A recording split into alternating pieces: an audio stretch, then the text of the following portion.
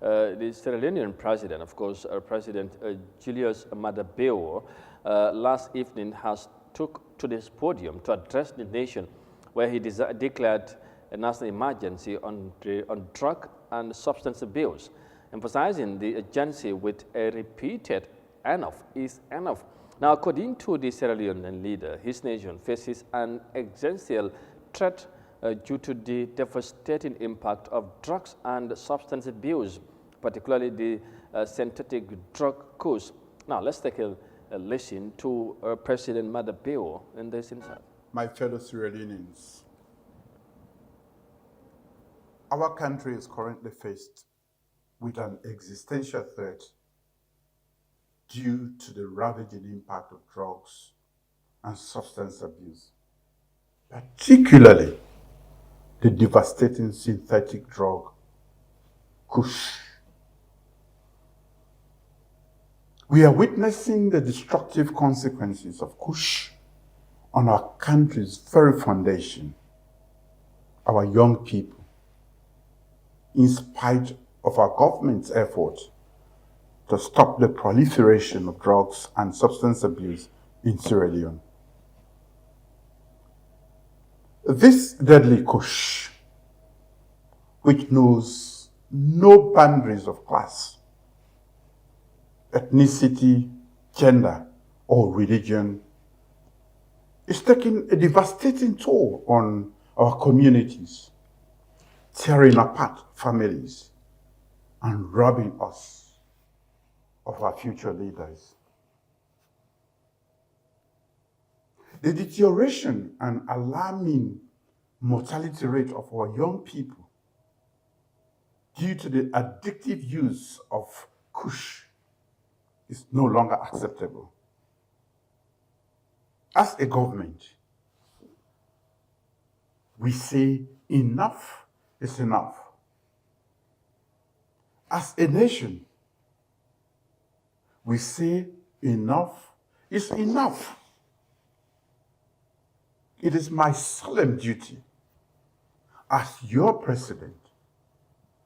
acting on the powers conferred on me by the Constitution, to declare a national emergency on drug and substance abuse. Our fight against Kush should be a collective effort, which is why I have directed the setting up of a national task force on drugs and substance abuse, with a particular focus on combating the rising Kush crisis. The national task force will be multi-sectorial, comprising key government ministries, departments and agencies, security and law enforcement agencies, community organizations, non-governmental organizations, development partners, religious organizations, and recovering people with substance use disorder to address drugs and substance abuse through a comprehensive strategy. That is, of course, President Julius Maada Bio of Sierra Leone speaking there on his government, strong stand to combat drug abuse, more so on this Kush-related issue or drug menace. I think he have really made a very strong statement. His readiness to combat this dangerous substance called Kush. Of course, meanwhile, also in the Gambia, like he said, his government is going to, form a task force ready to combat the drug or drug-related issues in his country, especially the Kush, which he said enough is enough, and he repeated that several times. That means he has really concerned of what has been happening, And we have also had several stories related to, this Kush issue that are that has been reportedly also emanated from Sierra Leone, and it has really been negatively impacting on the population there. So I think that's why the president have decided to make such a strong statement, but also initiating measures to combat drug in the country, especially Kush. All right. So, Modnyang, comme niñ ko déggee Sierra Leone seen président bi wax na kaddu yu nga xamante ne kaddu kilifa la waaye tamit taxaw na bone soo xoolee kanam bi sax xam ne li ko ñor lay wax li ko concerne lay wax parce que li nekk di xew daf ko neexut ci réew mi ci dogal bi nga xamante ne jël na ko déclare national emergency ci drogue loolu rek am na lim wone waaye yemul ci nee na dinañ taxawal li nga xamante ne mooy task force bi nga xamante ne multi sectoral lay nekk ministry yi am solo ci nguur gi dinañ ci bokk agencies yi dinañ ci bokk waaye security sector bi tamit different sectors yi dinañ ci bokk yemul ci ba even partners yi ba ci diine bi yëpp ak ñi nga xam ne dañ am baat ci communauté bi ñoom ñëpp ne leen boone pour ñu taxaw xeex li nga xamante ne mooy drogue bi nii bu réew demee ba toll fii surtout ci wàllu drogue dafa mel ni nag dafa am fu mu tàmbale waaye dafa mel ni dañ ko doon seetaan ba tey am fu yëf yi yegg ñu soog a nag taxaw bugg a jàmmarloo ak ñi koy def jàmmarloo ñi nga xamante ne ñoom ñoo dugal mbir mi ci biir réew mi ban jàngat nga am ci taxawaay bi. dafa jéggi dayoo dara su jégee dayoo rek. waaw su boobaa kilifa yi dañoo jóg te lii. dafa nekk drogue bu nga xam ne drogue bu bon la and secondly ñi dëkkale ko Sierra Leone. waaw soo yaakaar naa ne loolu bokk na si lu ko naari because nu muy adressé soo lu mu dund lu mu yëg la because daf si ànd ak seriousness. si biir waxam bi because bëgg na lu moo gëm na lu moo wax dem na ñëw ne mooy ne dafa bon te li gàcce la drogue bu bon bi ñi am dëkk réew wala dëkk buñ ko adresse. ak nu muy yàqe ak nu mel réew moom mu toog jël décision bu réew mi jël loolu gàcce la si réew an dem na ñoo ne mun neen wax ne sax yéex nañ ko jël parce que yéegoon nañ ko waaye xëy na time boobu impact bu mu def nii si lu bon amul ko woon waaye bu ñoo wax ne in Sierra Leone seen bàmmeel yi sax léegi nit yaa ngi faa dem di jël yéex yi nit yi dee yeeg yooyu noonu di ko jaxase ñu bëri moo tax nit ñi luñ nekk di wax nga moytu ko tuuti xamal ne am na lu si dee am lu bëri nag mun naa ñàkk am waaye kuy kilifa nga dégg ñi adresse dara si sa réew nit ñi di ko wax ngay xaar lu leer lu gën a leer jogal time bu ñu ko déggee su fekkee waxi neen la fekkee yow def nga li nga war a def but gis nga li is very serious it's very serious ba pare ñu ne dëkk sàngam moo koo def ñu tasaare ko nag si suñu comme noo ko waxee suñu région bi fii because ñu fi ñu ko fee dugal ci seen doomi réew lañ fi jàpp waaw bu ko man gis naa benn ñu sax in Sierra Leone ñi ngay wax Gambien si ni ñu téye woon fii nii ñaari góor yu ak benn jigéen ñi boo xam ne ni ñu ngi ko doon ak yeneen ñu ngi ko doon wax luñ fi dugalee loolu so loolu mu nekkoon lu nga xam ne dañ ko ñaawlu trop ñoom yëg nañ ko bu ko Gambie ñu ngi ondo custody yooyu noonu yëpp man maa ngi toppal loolu mu ne kon lii yëg nañ ko mu nekk lu ñaaw loo xam ne nag lii rek mooy décision bi président bi génn waaye ba pare national living committee bu mu wax noonu la war a demee parce que mbir soo koy lijjanti pour réew yëpp da nga si war a boole ñëpp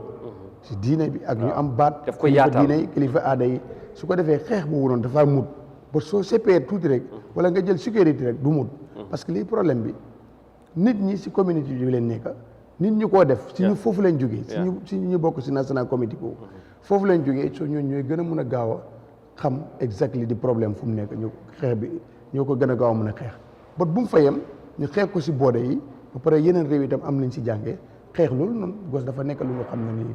lu doy waar la lu yéeme la moo tax war nañ ko mun a xeexee ba gis ne Sierra Leone moom jeex na fa waaye xam naa ne su fekkee ne xam-xam bi tam mu ngi fi amagul kon yeneen réew yi nag ñu door a ñoom itam ñu bàyyi seen xel stand by bu ko xam-xam la ñi ko doon def mun nañu faa jógee dem si yeneen dëkk defee ko fa soo su ko defee nag loolu dafa tax ba nga xam ne nii yeneen réew yëpp nañ si fàggandu ñu réew mi nii te xam nga suñu réew mi ñooñu ñu ngi fi bari neen fi bu ko réew la mu nga xam ne nii boo demee lii Ghana Nigérian bari neen fi bu ko den fi am jàmm réew mi réew la mu nga xam ne boo ñëwee ànd ak luwaay yaag ñi fi dëkk yéen a am waaye nag foog dina am ñu nga xam ne ni dafa am ñu leen di rax ñoo def si yëf yu bon yooyu su ko defee task force bi comme noo ko waxee dinañ si ñëw waaye ne gën a bayaat seen wewu tànk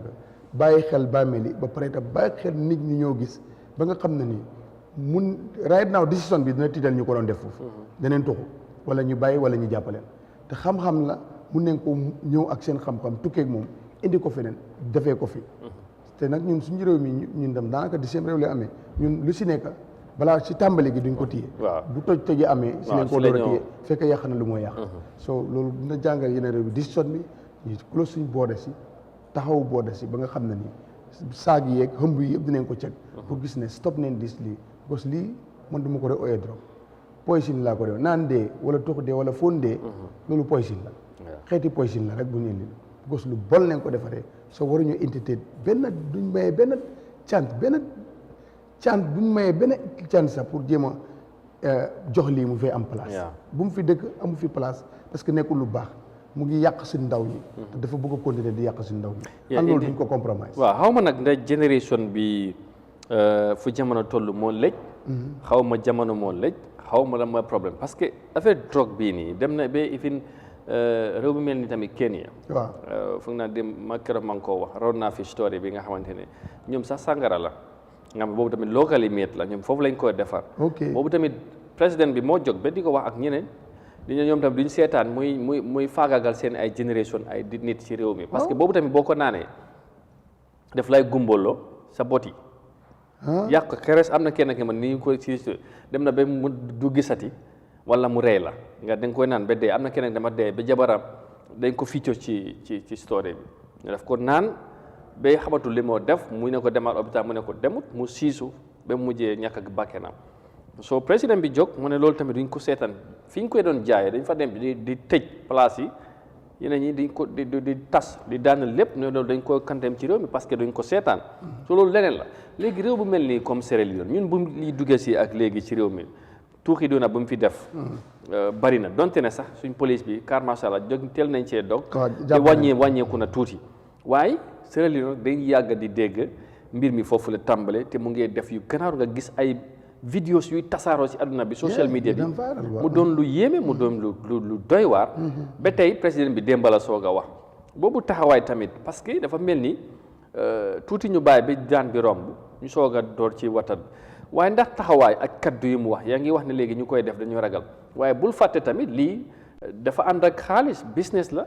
ba pare tamit ndaw yi la gën a sonal tey full génération lay yàq am na ñi nga xamante ne tey buñ ko ne lu ñoom def ak lu ñooy mel leneen la waaye dafa am fu ñoo tàmbali ba balaa ngaa ñemee laal xuus bi est-ce que bàyyuñ bel gars yi am fu ñu tàmbali loolu sax ci dëkk bi ñu soog a wax ne la ñoo def lu mel ni tamit pour mun a xeex xuus bi ndaxte xeex bi dana yomb non du yomb loolu am sax because dafa fekk because xam nga ñi mën naa wax ne lu tax a jóg réew mi mooy lu dari Sierra Leone di yàqu si lu bon lu nga xam ne adduna bi yëpp ñi nga wax ne Sierra Leone la jógee soo dafa mel ni sax ñoom loolu mbokk na si li leen gën a forcé pour ñu jóg dakkal lii waaye dama ne mbir la mu nga xam ne ni comme que ñun ñu toog fii ñoo doon gis vidéo yooyu kon ñu moom intelligence si war nañ yëg ne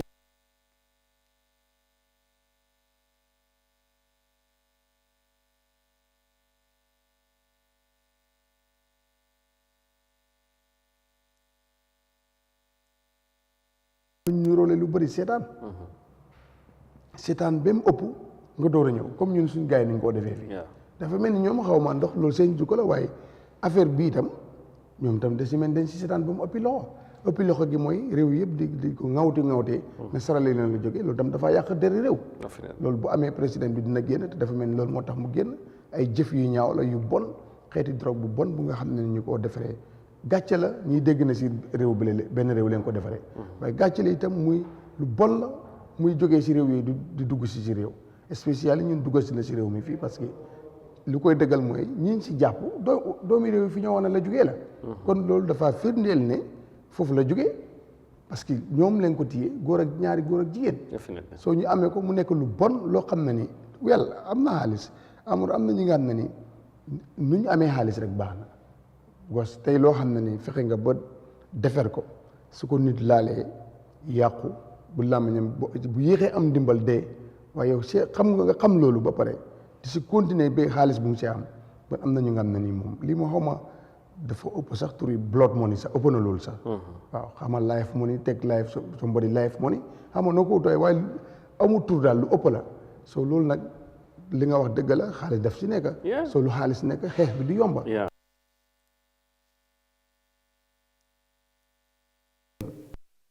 parce que ñu dee xam lu yem so moo tax local make drogue bu mu commencé génn ak léegi mu ngi yàq comme la wax fële na le bi loolu am na lu ëpp ba li woya yi bët attanu ko mu yàq ay bët nga loolu ay ndaw seen bët di yàq ay ndaw di dee léegi maa ngi nii ay kado si notin ñëpp dem na drogue bi moom moo ko waral ok xam nga kooku lus na laay fam dara parce que nit si àddina moom boo sëlmaxee rek lu bëree bëri loo mënoon doodoo ko mun surtout nga xam ne judduwaale wala so loolu te loolu drogue boo ko indi te amul njëriñ njëriñ bi mooy xaalis bu mu am te ñu ko jëfandikoo la ñu ko koo jaay rek la moo jëne xaalis bu bon la tilim la xaalis bu saltale boo xam ne ni nguur yi yëpp nañ si jox xeex ko parce que baaxul this is very serious parce que lu yàq ay ndaw yooyu war a nekk magi ëllëg waru ñoo entertain dara lu nga xam ne ni mu ngi ñëw pour jéem a yaxa loolu noonu waruñ ko may amu fi place spécial ñun nag spécial ñun Gambia ñu prépare ko bu baax ñun nag yàgg jog nañ si teel nañ say jog parce que lii problème mooy Gambia da ñu mel ak Sierra Leone so every week daanaka nit yaa ngee dugg ko génn lu bon lu fa nekk foog mu dafaa gaaw a dugg fii te loolu firnde gi mooy ne jàpp neen ñoo xam ne waa foofu leen te mun na am yàgg ñooñu sax yàgg nañ si wala ñeneen yàgg nañ ko dugal fii parce que lii nag dafa bari léegi de bari na fi trop because ñaata kiis leen si am right now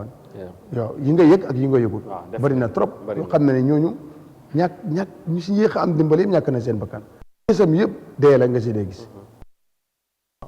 li si gën a yomb mooy nit ki di def yëfi dof yu nga xam ne ba yéex ba teel a am dimbal ñu faj ko te xam naa ne dina am lu ku si mucc dina am lu mu yaaxaas sa yaram dina am health implications of course keroog Mr Cissé I think bi fi amoon ku fi ñëwoon mu jëm ba ñëw waaw xam nga loolu la doon mu waa Njawara boobu waaw waa Njawara bi di explain health implications yi ba di taxaw wax ne lii dañ ci war a xeex te moom mu cee def liggéey bu am solo xam naa du ñàkka ñu indiwaat yi di ñëw danañ ko invite gannaaw dogal bi génn mu ñëw insha allah pour ñu waxtaan ak moom gis nga ci li nga xamante ne moom li mooy def moom couche ci gannaaw bi nga xamante ne am na health yi nga xamante implication because the harmful substance bi si boppam liñ ko boole dañ ko mix of nga cannabis taay dana ci dee bokka fentanyl tramadol formaldehyde ak lan ak supposedly cruise human bones te yax nit te loolu dana result ci nga xamante ne mooy episode of sudden sleep nga jékki-jékki rek nelaw doo xam lu lay nelawloo impaired judgment and decision making addiction boo ko miinee moom bi nga addict moom mooy pare nga léegi balaa nga addict mu rey la de exactly kenn du si addict hallucinations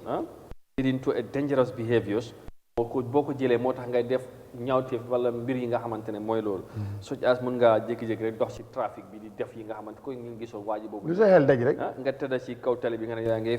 fee ci ndox wala ci géej dafa doon jàmm loolu du jàmm engage in risky activities including crimes and prostitution boo jëlee drogue bi yëpp dafa la ci dugal ay prostitution ak ay comme lu sa xel because ñoom seen xam-xam màcc so ñu nga wax ne waaw li ministre su fekkoon ne yow da nga bëgg a jog ne soo jógee da ngaa dem Banjul waaw boo ko jëlee rek si loolu la yóbbu mun ngaa dox sa dem fa wala sooma wala fu nekk mun ngaa jóg tam bi dem mbokka miir nii rek yow moom yes bu fekkee da nga ne moo fi jógee maa dem def lanteeg diw itam waaw soo amee kattan bi si loolu la lay yóbbu fu mu fekkoon bireen bi mu jublu fa wala lu mu doon xalaat si loolu la laay su fekkee nag leneen lu jaar yoon so musiba rek ngay def mu doon lu yéeme mu doon lu yéeme lu bon loo xam ne xeex ko jot na parce que lii moo gën a bon sax corona moo gën a bon corona drogue bu mel nii comme c'est taay ak yeneen yi nga xamante ne dañ koy xeex waaye da nga gis réew yi for exemple sous-région bi dañuy collaborer jokkaloo seen biir for exemple suñu drug law enforcement agency Sénégal ak bu Bissau am na some point dañ doon liggéeyandoor pour xeex li nga xamante ne mooy sinébar mooy drogue yuy wër ci sub-région bi waaye tey ndax jotut ñu gën a lekkaloo réew bu mel nii comme Sierra Leone parce que tey président bi rabi loolu la wax nañ indi ifin seen partner si ñu liggéey ak ñoom dimbale leen ñu mën a xeex bi jotut pour réew yi tamit collaborer seen biir ñu liggéeyandoor pour gis ne lii du doon ku nekk nga xeex ni nga mu ne waaye xeex bi danañ ko bokk boole seen doole pour jàmmarloo lu fi nekk parce que lu fi nekk dafa baaxul te lu mu nekk di def dafa yéeme est-ce que jotul pour ñu gis boobu tamit xam naa balaa ñu ñëwaat ci Gambie tamit parce que une task force bi mu yàgg nañ koo teg li nga xamante ne xeex course bi te mit nañ li nga xamante ne mooy di ñi ñu ay ji boobu tamit danañ ko jàngat ak sax mun na am ci kanam ñu am ki nga xamante ne mooy deputy police PRO pour ñu wax ñi meeting bi naka la demee woon ak mais bi lan lañ ci mun a xaar ak yooyu waaw so lu nga wax lu am solo la su fekkee mun na nekk war na mun a nekk parce que lii problème bi léegi xew si réew bi parce que léegi dem ak dëkk yi si àdduna bi spécial ñun suñ sub-région bi fii jokkaloo ba nga xam ne 2 days mun nga dem Sierra Leone mun nga lii is one day Bissau moom mun nga fa dem ñëwaat tey soo yooyu nag dafa baax suñ mënee jokkaloo xeex yu bon yi dafa am solo because tey ñu dëkkale neen lii ne Sierra Leone la dëkka léegi waaye tey ne ko ne ñoom rek ñoo see loru parce que business la bu nga xam ne ñi koy def dëkk Sierra Leone yéene nañ ko Sierra Leone mun ngaa wax ne sax lu bëri ñu ko faa jaayee ñu ko faa defaree jaayewuñ ko fa luy ñëw Gambie am na lu ñëw Gambia noonu Bissau noonu Sénégal loolu yeneen dëkk yi dafa jaadu trop ñoom ñaar comme nuñ lëkkalante si police Interpol men xeex drogue bi tam war nañ mën a fexe lu mel noonu am ko nekk si boode si any corner si boode yi du mun a xeex lii mu dakk parce que lu ñaaw la jóg rek mun na yàq te lu ma la wax mun na nekk Amadou ne expérience la mu ngaa tukkee moom kenn du xam ne kii loolu la nga dem développe ko si yeneen dëkk parce que fii am na village yooyu dem mun nga faa def so many things loo xam ne kenn du ko xam fekkee mu ngi yaxaan li fi because li problème bi ñun duñ la dee bàyyi duñ la dee gaaw a bàyyi xel duñ dee foog si nit duñ dee ñaaw njortu si nit te nit am na lu kanam yu nga xam ne soo ko gis ak yu xam ne miinu la ko woon a gis da nga war a bàyyi xel ñooñu soo yan façon bi nit leen soo loolu tam Gambien si war nañ see dimbale police bi bu baax a baax because the problem is am na because fii mun naa la wax ne ñiy def yooyu dëkkuñ si kaw asamaan si dëkkuñ si kaw garab si kër yi leen dëkk te kër yi nit ñee ko moom spécial ñu nga xam ne ñoom seen luwaas lu leen si gën a ñeex mooy foreign ne tàmmuñ si sax Gambien bi because da ngaa dégg ñu ne duñ fay price bu baax wala duñ la fay waaye ñi nga xam ne tey ñi nga xam ne dañ am ay kër du ko luwaas soo fa demoon foreign si moo fa ëpp doole si luñ dee fayee soo agent si nga xam ne tam ñoom la borom nga am kër jox leen ñuy fayeeku war na seet ñi ñoo dugal seen kër yi di leen bàyyi xel xam ñooñu ñan la su ko defee ñooñu ñëpp buñ jokkalante ak police bi am na dinañ mun a téye ñu bon ñu jógee bitim réew pare ñëw defee si ko si réew mu nga xam ne ni xamuñ ko te bugguñ ko wala ñu bon ñu nga xam ne ñu ngi indi lu bon lu yàq nit ñu indi ko fi loolu tam dafa am solo moo tax collaboration bu nga wax si sub-région bi war naa mun a nekk war na mun a nekk waaw parce que mbir mi yematul ci benn réew rek Sierra Leone xew na foofu la tàmbalee foofu soo fàttali ko Covid-19 nii la tàmbale woon China ñu ne lii du feebari nit ku ñuul du fi yegg si fan gis nga fuñ mujjee moo tax mbir bu tàmbalee benn réew rek ku nekk da ngay teel a def say matukaay parce que àddina dafa lëkkaloo exactly dafa lëkkaloo parce que drogue bi tamit buñ doon gis vidéo yi yàgg na lool exactly kenn daanaka liggante waaye bu ñëwee bi commencé dugga fii ñu ne am na li nga xamante ne dugga na te rax nañu xàmmee wuñ ko ñu xam ne lii couche bi la mu doon la yéeme soo